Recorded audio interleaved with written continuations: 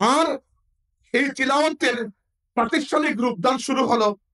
ফুলতলি সাহেব রহমতুল্লাহি আলাইহির কাছে আসলেন বদরপুরি সাহেবের খলিফা এবং অনেক বড় বুজুর্গ মৌলানা আব্দুল নূর গড়খাপনি রহমতুল্লাহি আলাইহি, এবং এসে ফুলতলি সাহেবকে অনুরোধ করলেন যে আপনি যে কিরাত শিখে এসেছেন মক্কা শরীফ থেকে, আমাকে ওই কিরাত শিখানোর অনুরোধ করছি। ফুলতলি সাহেব বললেন আমার তো সময় নাই আসলে। তখন তিনি বললেন, এদিন চলে গেলেন, পরের দিন আসলেন, এসে বললেন যে আমি আবার আপনার কাছে অনুরোধ করছি, আপনি কনসিডার করুন যে আমাকে ইলমে কিরাত শেখাবেন। ফুলতলি সাহেব বললেন আমি তো বলেছি হযরত আমার তো সময় নাই।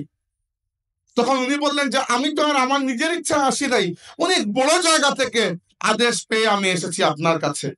কি আদেশ?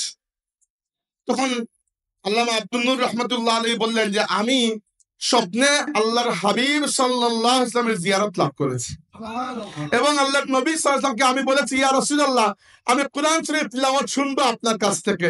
আল্লাহর নবী সাল্লাল্লাহু আলাইহি ওয়াসাল্লাম আমাকে নিজে কোরআন শরীফ তিলাওয়াত করে শুনিয়েছেন। এরপরে আমি রহমতে আলম সাল্লাল্লাহু আলাইহি ওয়াসাল্লামকে জিজ্ঞেস করেছি, ইয়া রাসূলুল্লাহ এরকম তিলাওয়াত আমি শিখতে চাই।